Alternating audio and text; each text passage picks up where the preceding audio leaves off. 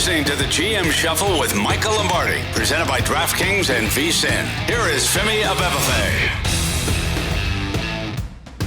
Welcome to another edition of the GM Shuffle with Michael Lombardi, presented by DraftKings and VSiN. I'm your host, Femi Abebefe. As always, make sure to subscribe, rate, and review wherever you get your podcasts. Our producer, Elliot Bowman, with us on the ones and twos, as always. And Michael, boy, was it an eventful Sunday in the National Football League, Week 14, watching those games. And Arrowhead Stadium is where everyone's talking. Bills at the Chiefs. They're Buffalo getting the 20-17 victory. Some people are mad, some people being Patrick Mahomes and Andy Reid after the offsides that was called back on the touchdown there for Kadarius Toney. But just an unbelievable ending in that game, an unbelievable day in the National Football League. I mean, look, if you would have said to me, you're going to get the Kansas City Chiefs are going to have the ball with under 2 minutes to go in the game. We're at the 2-minute warning, and they're going to be down 3 points. What were they down going into that? They were down 3 points. 3 points. If you said to me they're going to get the ball at 1:54 to go in the game, down 3 points, I'm saying that's why you bet the Chiefs. You're going to win the game. You're either going to get it into overtime or you're going to win the game. Okay? So, to me, this offsides call by the officials has kind of taken away from what really was one of the greatest blunders of all time. And yet it's not discussed. I mean, the game management at the end of the game by Sean McDermott was a disaster. And he got away with it. And now we're not going to talk about it. I mean, he gets a reprieve on the Watson pass interference call or illegal contact, that was a good call. You can't complain about that call. But then, then he goes and blunders. 2:12 to go in the game. Kansas City has 2 timeouts. And so you don't even take any of them away. You take one away on an incomplete pass because Watson got hurt, so you lose your timeout there. Kansas City gets the ball back with 1:54 to go in the game, and they got timeouts in their pocket. I mean, I don't know why. To me, that's the story of the game, not the offsides. I mean, here's what I say about the offsides. Mm-hmm. And would ask Patrick Mahomes this. Patrick, if Buffalo lined up offsides and it would have got you a free 5 yards, but the official over there couldn't see it, would you be angry? He couldn't officiate the game because the guy was covering the line. Like, how are we even having this conversation? I mean, this is a little bit like, okay, it's okay to go into any Nordstrom's in the country and just steal whatever you want and then leave because there's no penalty. I mean, it's like ridiculous. It's like ridiculous. We're arguing that they're enforcing the rules.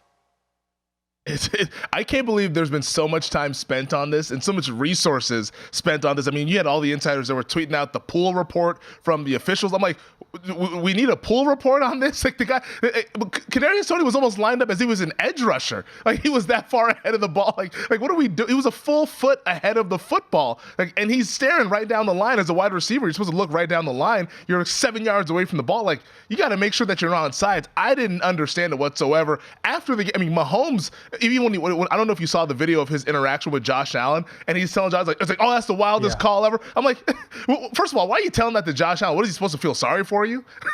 He just won the football game, man. And Buffalo saved their season at least for a week. Josh Allen just looks at him and is like, yeah, man, I'll see you later. I thought that was a hilarious interaction. Like what? I don't understand the beef that the Chiefs have with this thing, and maybe there's some more underlying things going on there. I don't think what could be underlying. I mean, look, I think Josh Allen was in shock. I think when they screwed up the end of the game, I think when Mahomes got the ball with 1:54, Josh Allen was fully expecting to lose that game. He was fully expecting to lose. He didn't think it was going to come back to him. I mean, look, if there's one team yesterday that can complain about the officiating, if there's just one, it's not the Chiefs. It's the Los Angeles Rams. Did you watch the punt return? Yep. Like, there could have been, and that's my man Scott Novak, who loves laundry. Nobody loves laundry more than my man Scott Novak. They didn't call one thing on that return. Like, I watched the return live, and I'm like, penalty. Okay, that could be, like, I was expecting it to come back. I kept looking for the yellow thing to come up there, and it never showed up. I'm like, how did they not call that? How did they not call that? Like, if any team should complain about a call, but I don't even understand why we're having this conversation. Like, the guy's offsides. Yeah. He's offsides significantly. It wasn't by a millimeter. The guy lined up in the neutral zone. You couldn't officiate the game. And so he's supposed to yell to him, hey, move back. I don't want to call because you're the Chiefs. I mean, come on. That's a little petty. I mean, that's a little stupid, right? I mean, and we're covering it. Like Mahomes, to me, it was more of a frustration of a day of they just can't seem to get their rhythm. They drop too many passes. The offensive line struggles to hold up at times. They miss Pacheco, clearly. It wasn't like here's the thing that's scary about the game. I thought the Bills played a B-minus game on offense. I don't even think the Bills played a great game on. I don't think you could sit there and say that was an MVP performance by Josh Allen. Now, he took the team on his back, don't get me wrong. We knew he was good, but he only had 32 yards rushing. Longest run was 8 yards. I mean, he didn't really make an explosive play in the passing game. He had 127-yard to Cook down the seam for the touchdown. But you're telling me that game with Josh Allen with a quarterback rating of a 68.9 is going to beat you? I say you're losing that game, wouldn't you? 100%. 100%. Like, I don't think there's a single person watching yesterday, if you give them truth serum, Chiefs fan, Bills fan, just fan of NFL, thought that the Bills were going to win that game when they gave the ball back to Patrick Mahomes there with that much time left and 2 timeouts. Like, it was an egregious. I even tweeted out, I said, what the hell are the Bills doing? Like, when the play calling before the 2-minute warning, I didn't understand that. But on the Mahomes front, because I do want to play the soundbite from his press conference, and I do want to get into why I think there's some underlying stuff going on here. Here's what he had to say when he was asked about this after cooling off a little bit when he addressed the KC media. I mean, obviously tough to swallow. Not only for me, but just for football in general. I mean, just to take away greatness like that. I mean, for a guy like Travis to make a play like that, and who knows if we win. But as I know, as fans, you want to see the guys on the field decide the game. And that's why last week I didn't say anything about the flag that didn't get called on the Marquez. Lost for words, man. It's tough because regardless if we win or lose, man, just for it to end with another game and we're talking about the refs, man, it's just not what we want for the NFL and for football. I mean, we should be talking about your receiver lining up in the neutral zone is what we should be talking like, seriously, that was a tremendous play. It was highly executed. It was a hell of a play. Hell of a play. Nice it was throw. A great play. It was called. I mean, it was tremendous. All that. And he's an incredible player. But at some point, you got to officiate the game. There's rules. We have rules. And look, if he were a half a tick, look, I'd be the first to bitch about it.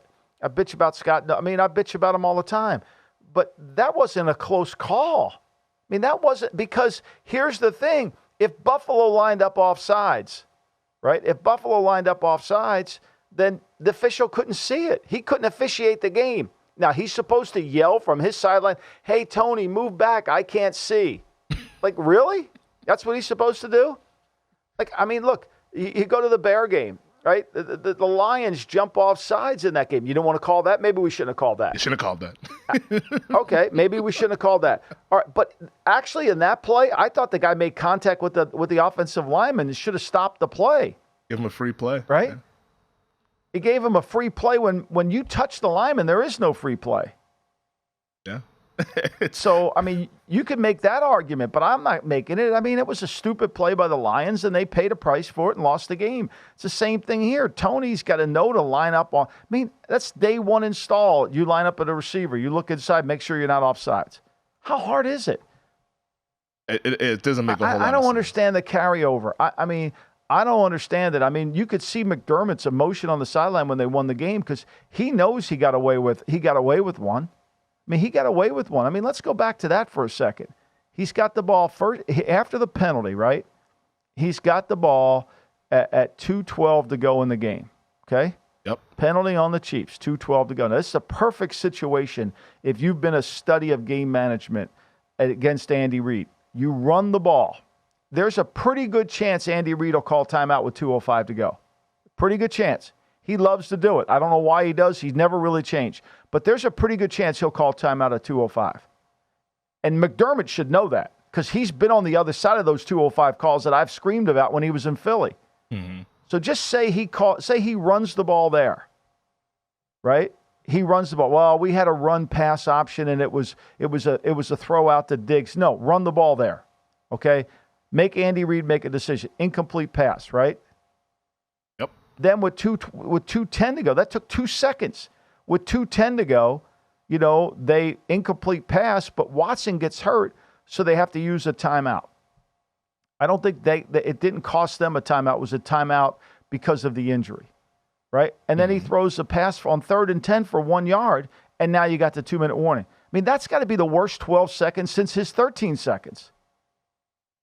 It was egregious what they were doing. And like people say, oh, like Joe Brady, it's like we say all the time, when you're the head coach, you need to tell Joe Brady, hey, run the damn ball right here. Like do not throw the football. Like, he needs to get in and interject his own opinion and say, hey, we got to try to win this game. At least make the Chiefs use timeouts or get the clock running to where when we do give them the ball back, they don't have 1:55 left to go in the game with 2 timeouts. Like it made no sense what Buffalo was doing there. It really didn't. It was horrible. And it was like, look, and you're the head coach. I don't want to run pass option there. I don't want that. I don't want to throw the ball. I want to run it here. I mean, you'd have been better off taking 3 kneel downs.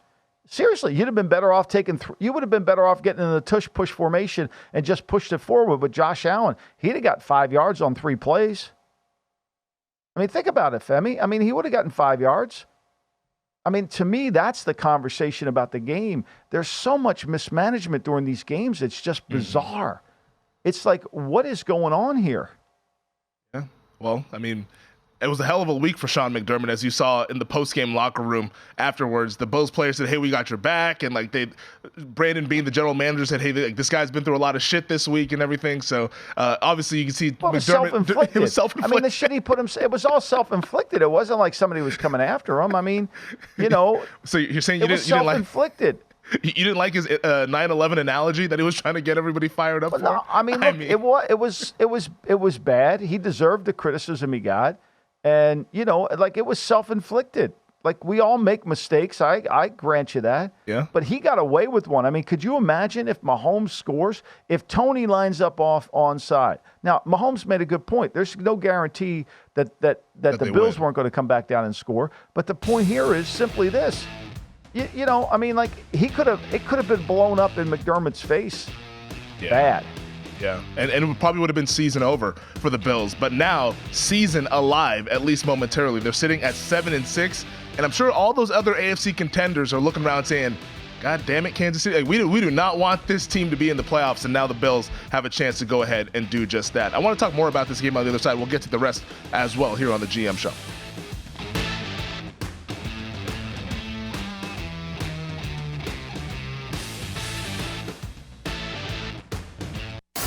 You're listening to the GM Shuffle with Michael Lombardi, presented by DraftKings and VSiN. Here is Femi Abebefe. After yesterday's loss, Michael, the Kansas City Chiefs now sit at 8-5, losers of 3 of their last 4. And why I said that, I think that Mahomes' frustration felt like it was some underlying stuff going on there is because to me, it felt like he just boiled over based on what's been happening over this past month, where his pass catchers have been unreliable, to say the least. Obviously, we all saw what happened Monday Night Football when they played the Eagles, the Marquez Valdes-Scantling drop, a number of drops in this game as well here with receivers. Just hasn't quite been able to kind of rely on these guys outside of Travis Kelce from a consistency standpoint, to where it just felt like things had been bubbling up for Mahomes underneath the surface, and he's the leader of the team. I'm sure he doesn't want to call guys out. And then when that play happens there, whether the officiating, obviously he's not being rational in this situation. I mean, the guy looked like he wanted to go take the official's head off. He was having to be held back on the sidelines there, to where this felt like this was a month's worth of frustration that kind of boiled over the top, to me at least. The only good game they played when you break them down, I mean, offensively, is when they beat the Chargers at home. They were really good. Throw out the Bear game. The Bears were all hurt in that game. So you almost want to not even count that. But since the bye week, when we all anticipated that this Chief would get it fixed, remember in the interview when he was in Germany, Mahomes said, well, we're fortunate to win here today, but we're going to go home and get this thing fixed. Yeah. They've lost 3 of the last 4 games, and no longer is playing in Arrowhead, a tough place to play. I mean, since the bye week, they've lost 2 games in Arrowhead or whatever they call the stadium now. So like they have not been able to protect the ball in these 4 weeks. They've got 5 turnovers. They haven't been able to create turnovers. They only have 2. Josh Allen gave them the obligatory turnover that he always does. I mean, what's he on? He's on a heater now. He's like 9 straight games where he's thrown interceptions. So I don't know what to say other than the fact that they missed. I thought they missed Pacheco. I think that was clear because one thing Pacheco gives them is tough runs, and he gets and Andy calls more run. It takes some of the burden off their offense a little bit. Mm-hmm. But like you said, you can't. You drop too many passes, You can't convert. I mean, here's the thing too that I'll stand Buffalo played a B- game offensively, but what Buffalo was able to do is Buffalo was able to keep the ball. I mean, Buffalo had the ball for 35-21, and when you look at the average per play, I mean, Kansas City outgained them by a yard and 5-6 to 4-5. But the problem was Kansas City only had 62 plays in the game. Buffalo controlled the game because they controlled it. Neither team was good on third down. So, you don't have the ball enough. You punt too much early in the game. And then, look, this team has not been very good at closing in the fourth quarter. They just haven't been. Yeah, Kansas City, they were able to score a touchdown in the second half in this game here, but 10 points in that second half. They just got down. Buffalo, I thought their early stuff was really good there. Offensively, they were kind of hanging on for dear life in the second half, but able to get the victory, now sitting at 7-6. Let's get to Sunday Night Football, though. The Cowboys, they beat the Eagles, finally beat a team with a winning record, Michael. Look at that. We'll hang the banner up on that one. They beat the Eagles 33-13, but they didn't really feel like that close, honestly, when watching the game there. Eagles, they moved the ball offensively in the first half, but then those killer turnovers, the fumbles that they lost really just kind of put this game out of reach as Dallas now moves into a tie with Philadelphia atop the NFC East standings. Look, I mean, Philly has given up, since their bye week, Philly's given up 17 to Kansas City, 34 to Buffalo, 42 to San Francisco, and 33 yesterday. They scored 6 offensively against them because they picked up the fumble. I mean, this is the 7th game in a row that Philly's been outgained. I mean, it's the 7th game in a row. And, all the problems that we saw that were highlighted in the first Commanders game, the potential to lose. They had opportunity in the second Commanders game to lose that one. They didn't. The Dallas game, they held on to that one. Kansas City, they held on to that one. Buffalo, they held on. Now they've kind of fallen apart a little bit, and they haven't been. I mean, it's funny is somebody texted me during the game last night. At what point was Chris Collinsworth going to talk about how bad this Eagle defense has been? I mean, that's not. I think they went 10 possessions in a row where they gave up a touchdown, 6 against San Francisco and 4 against or scores. I mean, it was brutal. They haven't stopped anybody, and I've been saying this all year. If you block them, you're going to throw it on them. If you block it, you'll throw it on them. They're not good enough in the secondary. They're not good enough at linebacker. So, I thought – now, look, I think the game's a lot closer than you said it was because the Eagles fumbled 3 times on their way in for getting points. I mean, they're moving the ball. They fumbled. They fumbled, and they turned it over, and that's the cost. That's the killer. But, to me, I thought that was the game Dallas controlled the line of scrimmage. I thought they really did a good job of being able to – Riddick had his plays against Steele, but they did a really good job of game planning and handling Steele, helping Steele out, bringing motion back, doing all those things. And for all those people that killed Mike McCarthy about being a play caller, I mean, at what point do you apologize for that? Like, at what point do you say, wait a minute, this guy's pretty good? Remember all those times where people were saying, well, he killed Aaron Rodgers. He was the downfall of Aaron Rodgers. Held him back. He's going to kill Dak. Kellen Moore's by far the best coordinator. Why would you let Kellen Moore go? I mean, now how's that worked out? Well, it's worked out with the Chargers having a terrible offense, and the Cowboys. I mean, Dak has had his best season of his career. I mean, he's now over at our show sponsor DraftKings. He's the betting favorite to win league's most valuable player there, and with 10 wins in the production, I mean, it's gonna be a fun race down the stretch with Dak and Purdy, and we'll get into the Niners a little bit later, and maybe Tyreek Hill, who plays later on tonight. We'll get into him and stuff, but it's funny just to see the difference and the shift in the conversation, like you mentioned, based on what happened in the summertime when it was, oh my gosh, like we need to save Dak. This is in February. This is in February. Yeah. This is as soon as it happened. I mean, there were, people were all the analytical community, all those, all killing this guy runs the ball. They're going to be too conservative. They're most aggressive. I mean, they go after it. He's going for the jugular. He knows he's got the matchup. He's got full faith in the quarterback. I mean, everybody says, well, if he doesn't win a playoff game, he's going to get fired. No, he's not. I mean, why would Jerry fire a guy that's running the offense the best he's ever had? Him and Brian Schottenheimer are doing it. I mean, look, you can say a lot of things about the Patriots' inability this year, from Matt Patricia to Bill O'Brien. It was supposed to get better. It didn't. When you look at the changes made in Dallas, it did get better. Mike Solari's done better with the offensive line. Yeah. Brian Schottenheimer's done better with Mike McCarthy than Kellen Moore. I mean, you can't you can't take it away from it. You really can't.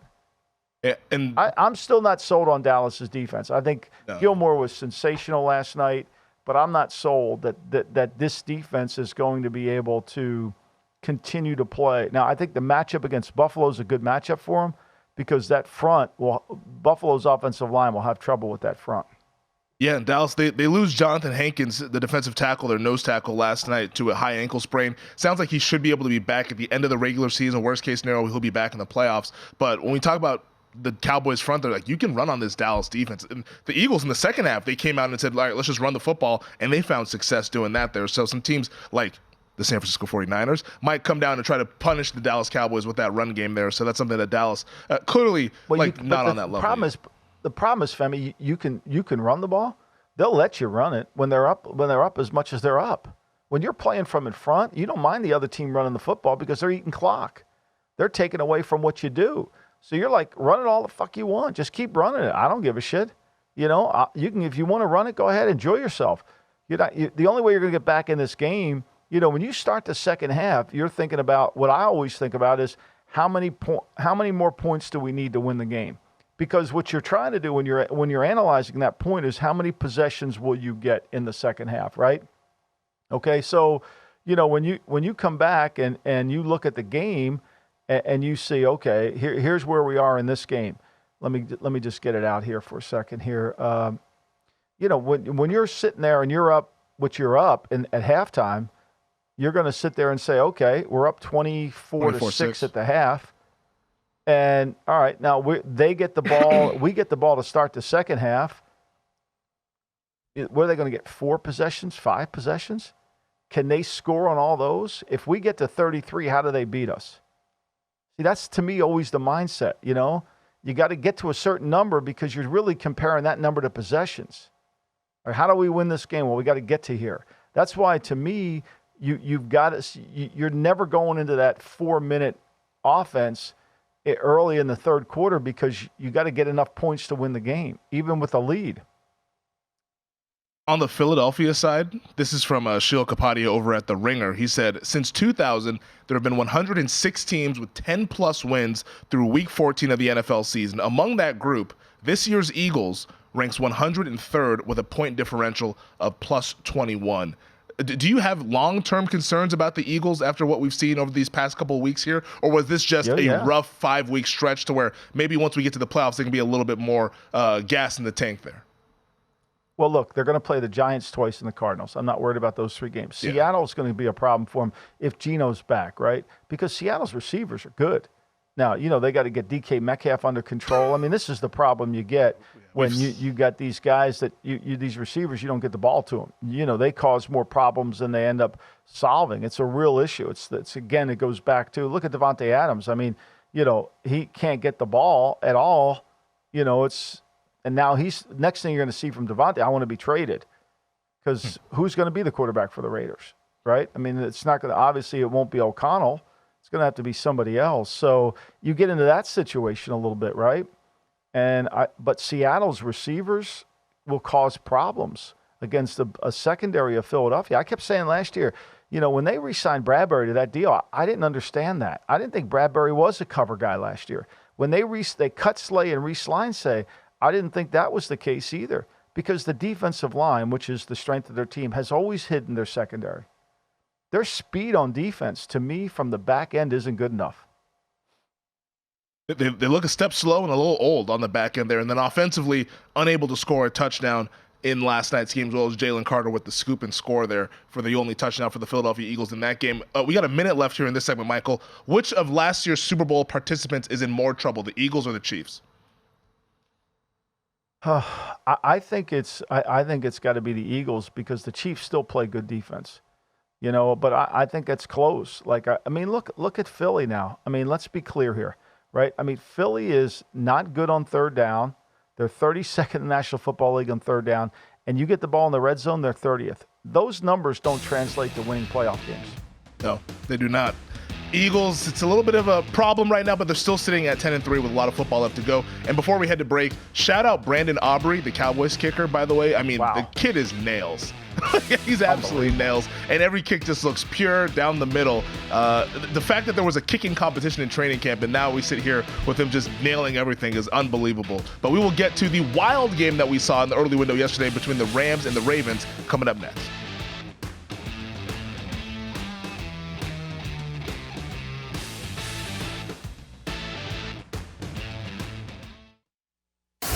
You're listening to the GM Shuffle with Michael Lombardi, presented by DraftKings and VSiN. Here is Femi Abebefe. Boy, we saw a wildly entertaining game in the early window in Baltimore. And this was one that, like, going into it, everyone's talking about the weather and it's going to be bad rain, wind. We talked about it on our shows over the weekend. The under was getting bet there.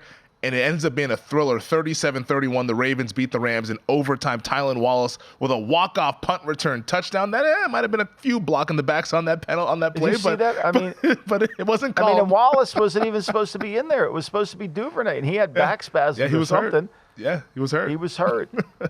I mean, what a great game. I mean, to me, it's kind of a tribute to Sean McVay's ability to coach.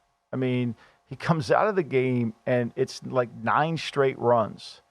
And all of them are successful against a good Ravens defense. And, he goes right down the field. They can't get in the end zone.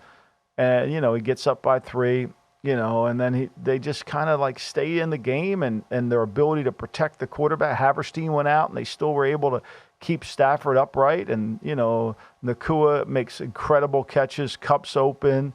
They got 410 yards of offense against the Ravens, which we think of the Ravens are a great defense. This is 2 games in a row at home against good offensive teams that the Ravens have struggled. I mean, let's be clear. We can call them a good defense when they play against shitty teams, but when they play against good teams, they haven't been that. But for me in this game, this was really about the Rams' ability to coach this team with not a lot of players on it. And then Lamar making a couple incredible plays with the ball. I mean, the one time he wouldn't get sacked by Aaron Donald, it was just unbelievable. He's frustrating in that he makes plays and then gives up a few, but wow, I was impressed with the Rams. I really was. And for the record, I did Russo on Friday, Femi. Mm-hmm. And so when I went on to Russo, I took the Seattle in 11, thought it was a good play. Yep. And then right after we get done the show, the news breaks that Geno pulled a groin muscle in Friday's practice. Yeah. And, the line went up. The line closed at 16. Do you know that? Yeah.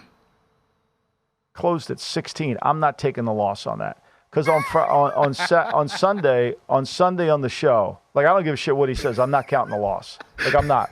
On Sunday on the show, I said either you give me, I said, I'll take the, if I'm stuck with the 49ers, then give me whatever the closing number is, whatever it is. Uh-huh. If you let me change the pick, I'm picking the Rams. Well, either way, you get a win. I don't know how Russo's going to feel about that. I'm not taking the loss. I'm not sitting there listening to him pat himself on the back because if it happened to him, I would have said the same thing. Like, the number was wrong on the sheet.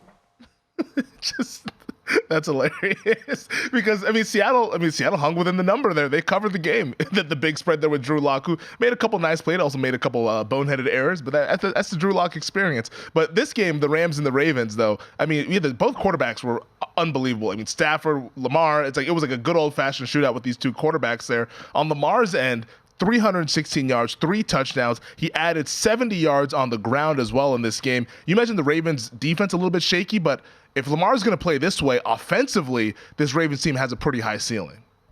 It's really impressive. It's so hard. You didn't even think about Mark Andrews not playing. Likely had that.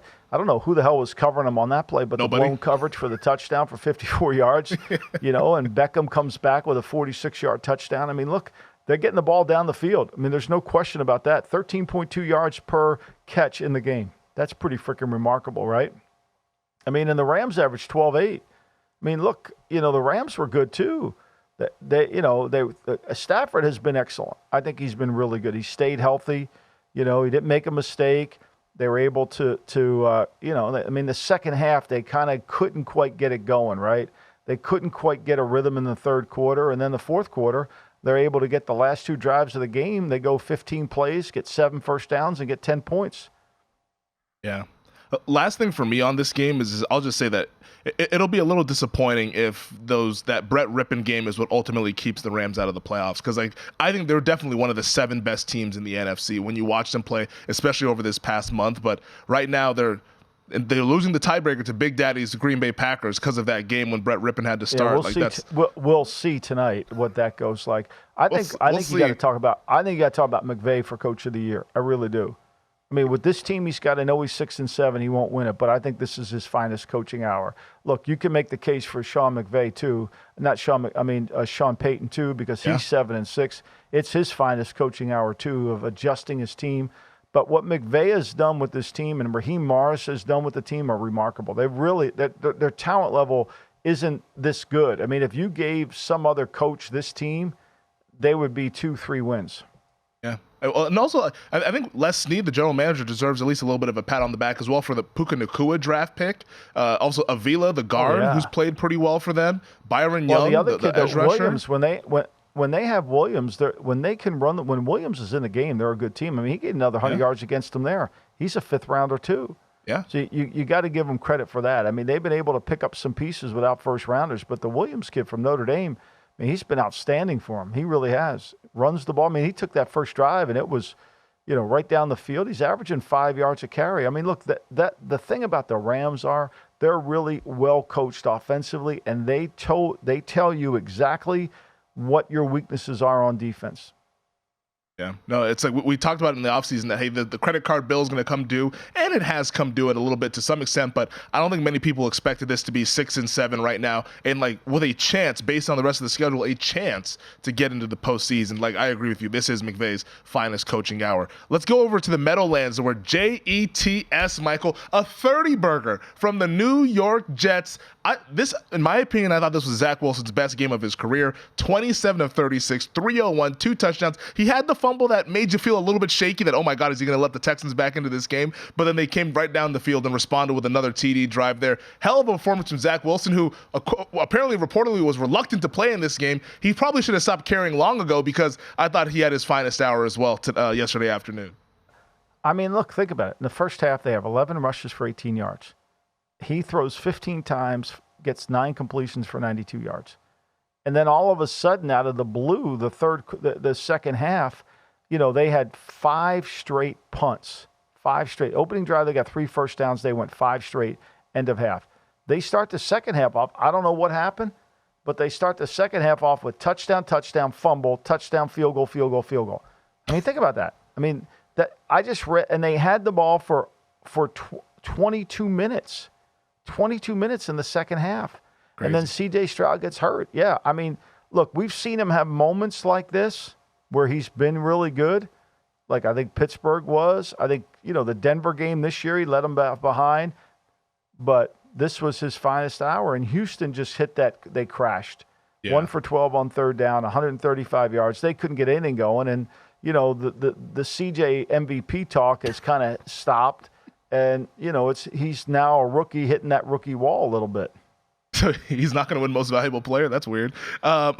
We talked about it during the break, though. A bad beat for the folks who went ahead and bet under 33.5. 0-0 at halftime, and the game goes over the total. That's tough there, especially with the rain coming down. You thought you were in good. You were probably counting the money already, and then unfortunately you lose that one as it lands on 36. I mean, the Jets can't score 30 points against the air. You're figuring, okay, I got this one won. What they scored, I think the 31 was the most points they scored against Denver this year, and so you got to be sitting there thinking, oh, God, we're in great shape, right? They can't score. I mean, think about it, Femi. They scored, if you add up the last 3 games, they didn't score 30 points. Yeah. It was tough sledding for that offense up until yesterday. It's the first time all year they got 20 first downs in a game. First time all year. They deserved a nice week where everyone's not coming after them, I guess. So good for Gang Green to get that win and keeping very, very slim playoff hopes alive. For Houston, though, C.J. Stroud, he's in concussion protocol. Obviously, we'll see how he works through that for the rest of the week. But you really saw that those pass catchers, the injuries caught up to them. I mean, Tank Dell's done for the season. Dalton Schultz missed this game. Nico Collins gets hurt on the first drive of the game. At that point, it was just they had nobody who could get open against that Jets secondary. And it shows up in the box score with 2 2.6 yards per play. It was just a tough outing. And I think the Jets defense had a really good handle on what Houston wanted to do. Remember, Saleh was in Houston, was in San Francisco. He knows kind of what they wanted to do. I thought it would help D'Amico Ryans out. It did in the first half. It didn't do it in the second half.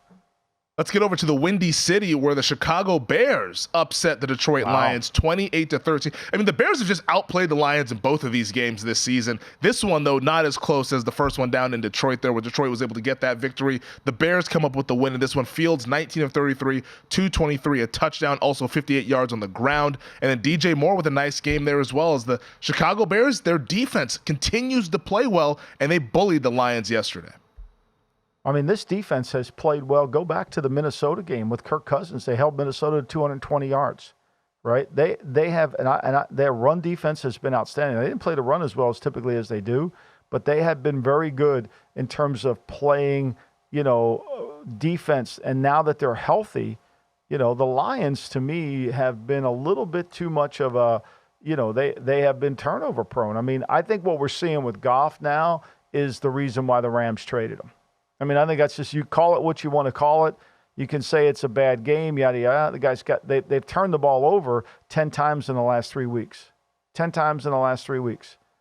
Their speed on defense, it shows up, especially when Fields early in the game was taking off and running, and then the fourth down play. I mean, that game's a close game. I don't understand why they go for it on fourth down as much as they do. They're 24th in the league. They're one of the highest rated fourth down teams in terms of attempts. They're 24th in terms of success. They've gone for it 32 times this year on fourth down, Femi. 32 times. Oh. And they've converted 14 of them. And sometimes they just take themselves out of the game by doing it. And you when it works, it's great. When it doesn't work, you're out of the game. Like it's 25-13 and he goes for it on fourth down in his own territory. Now he's down 28-13. Yeah, 1 for 5 on fourth down once again here in this game. Also, last thing on Chicago, do we owe them a little bit of an apology for the Montez Sweat trade? He's been really good for this team, 3.5 sacks so far since he's joined the Bears. No, I don't think we do because they overpaid him, and the fact they could have had him for free.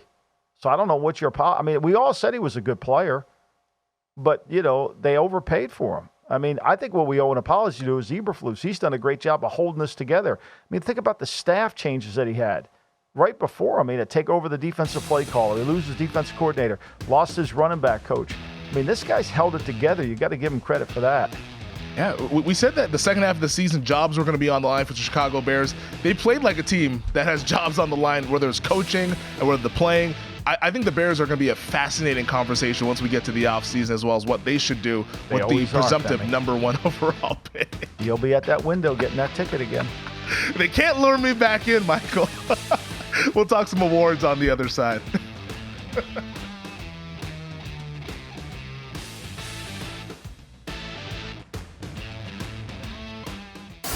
You're listening to the GM Shuffle with Michael Lombardi, presented by DraftKings and VSiN. Here is Femi Abebefe. All right, before we get to the awards, we've got to spend at least like a couple minutes on Vikings-Raiders.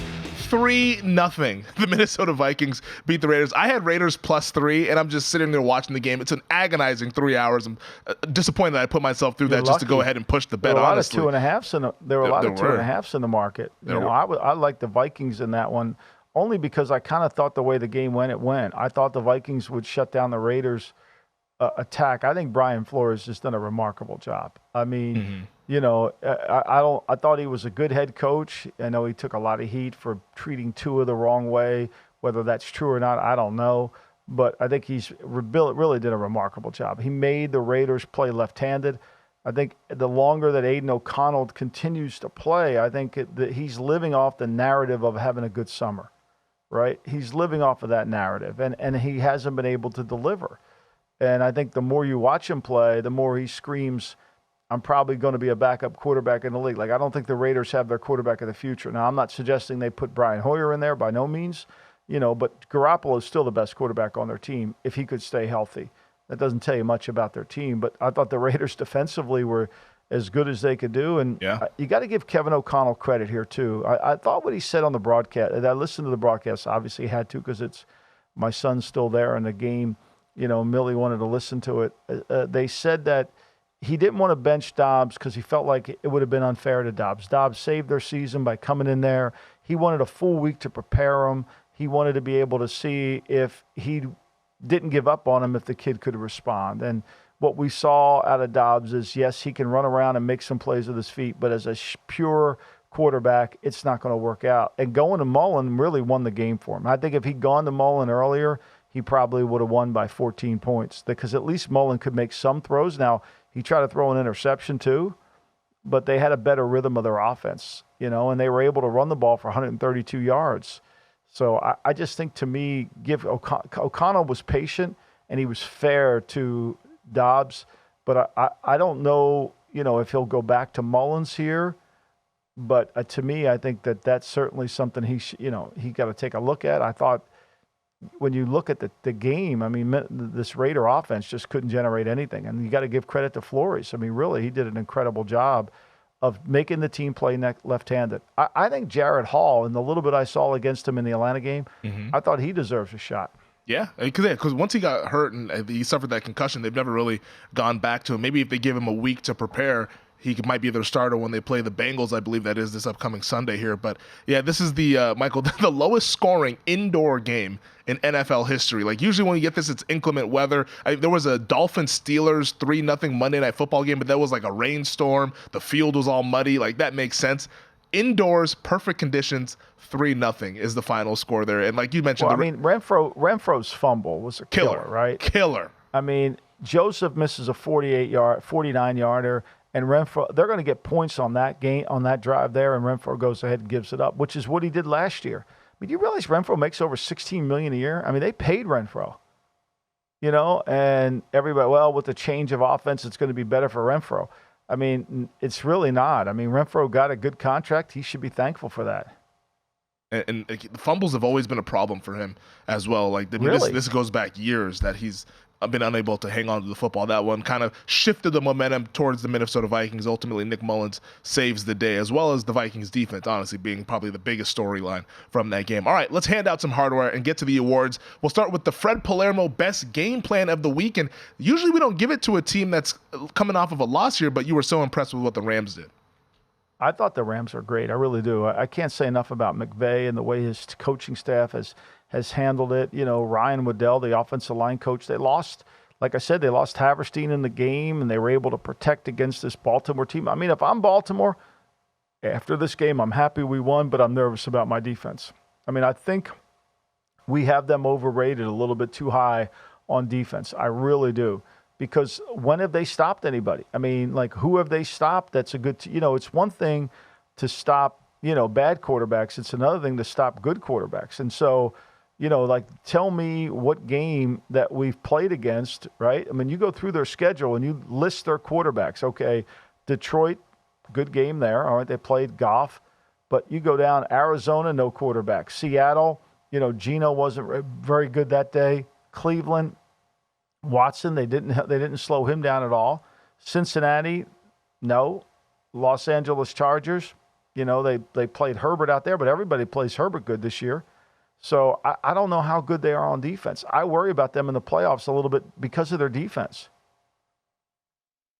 On the Lamb, who's going on the Lamb this week? Well, look, I think that we've put them on the Lamb so many times, I think we lost track. They're so far out of the race, they actually are losing now. But the Chargers, I mean, where is this offense, Femi? I mean, like, where is this supposedly, this is even before Herbert got hurt. Like, where is this offense? Like, the last 4 weeks, the last 3 weeks against Baltimore, New England, and Denver, they haven't gained 300 yards. They can't run the ball at all. They cannot run the ball at all. They get attacked in the protections left and right, and so, like, you're telling me this is the Kellen Moore move was going to be a great move? I haven't seen it. Yeah. I don't think I'm sure he'll get interviewed for head coaching jobs because he got a great PR system, but I don't see it.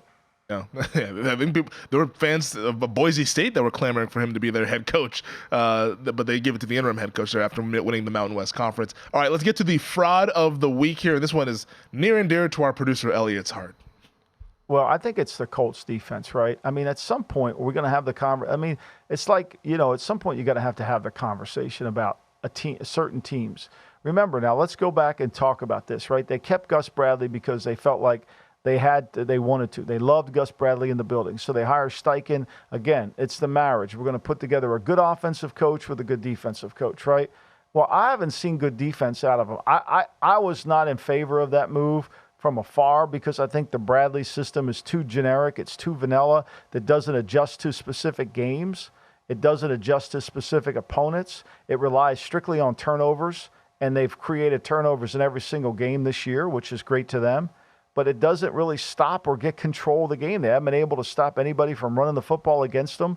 I think over the last over the last 9 weeks, I went through my notes this morning. Colts since week 7, they've given up 1,029 yards, 147 yards rushing per game by their opponent. Now their defense is built on an 8-man front concept. Because when they talk about it on TV, you get the 8-man front, everything's going to stop the run. Just get an 8-man front. No. It's how you play the 8-man front stops the run, not being in an 8-man front. They're two different things. So for me, I like, at what point do we sit there and say that they don't play good defense? I mean, everybody moves the ball on them. Yeah. No, like they haven't played good defense for much of this season here. And also, tip of the cap to Jake Browning as well. Back-to-back strong performances, 275, 2 touchdowns, 3 interception. But he's looking like he's at least able to kind of stabilize the ship here for the Cincinnati Bengals. Very accurate. And give credit to Zach Taylor here, too, because he put him under center more. There might be one of the best screen teams I've seen this year. They've run screen. 2 of the big plays they had yesterday was against the screen. Really good. They execute well on screens. Give them credit. He's got them under center. And I think this Chase Brown kid from Illinois that they drafted, he's healthy now. He gives them that juice that they need to go with Mixon and the power. It's really kind of helped their offensive line along. But I think Zach Taylor in the last 2 weeks, first of all, let's face it, the Bengals have scored 34 points 2 weeks in a row. Burrow only scored 34 points 1 week when he played. So they're on tune. And you see Higgins playing, Chase is still playing. They're a tough out. And I thought Browning's accuracy was really good yesterday. I'm not saying he's Brock Purdy-ish, but he looked like that a little bit. It is what it is. Well, I think it is what it is. It is the fact that I gotta go back and refresh my memory here. Oh, the Chiefs offense. I mean, at some point we got to stop sitting there saying they're just going to turn the key on. And maybe they do it against New England. I don't know, playing on the road. But in a game against somebody that's got a good offense, I think they're going to have a hard time. They did it against the Raiders. They scored 31. But let's not get carried away when they beat up on bad teams. Let's focus on when they are. Their offense is going to struggle for the rest of the year. They're just not built. They're just not talented enough. And then lastly, if you don't know now, you know, which might end up becoming the story of the final 4 weeks of the season. Well, I think Joe Flacco's got a chance to be comeback player of the year. I said it last week, right? I said it last week. I mean, look, this is the best the Browns have looked offensively. Really, it is. I mean, you could sit there and say he's no good, but here's what I think the lesson to learn is. There's 2 lessons to learn in what we talked about in this block. There's pedigree in quarterbacks, right? Like when you go through and you look at Browning's career, successful in high school, great career, great 4-year starter at Washington. You know, maybe he's not the most talented arm or the most talented athlete, but he's played a lot of games and he's got instincts. And so pedigree does matter at the quarterback position. The 1-year player is never going to be what you want in terms of your evaluating quarterbacks. So that's one thing. And you cannot minimize the offensive effect around the quarterback. When did Flacco have his best year? With Gary Kubiak running this offense. And for him, he looks so comfortable in it. I mean, he looks very comfortable in it, and he's executing at a high level. I think it's been the best that they've been all year offensively. Now, they turned it over 3 times in the game, but this is the best they've done. They scored 31 yesterday. They scored 19 against the Rams. That game was a lot closer than the score. I can see why Stefanski wants him as his quarterback for the rest of the year. He keeps going like this. They've got 8 wins. You know, they got the Bears at home. They got the Texans.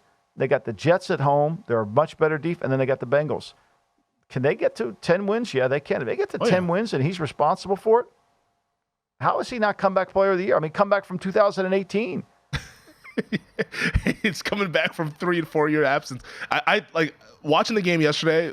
I just thought to myself, like, this is the best version of the Cleveland Browns this season. And it's crazy to say that after this guy was signed 3 weeks ago, but this honestly is the best version of them. Also, a bonus one just from me, if you don't know now you know, the NFC runs through Santa Clara, California. Levi's, they'll have home field. I think that's a nice. I don't know. Are you sure of that?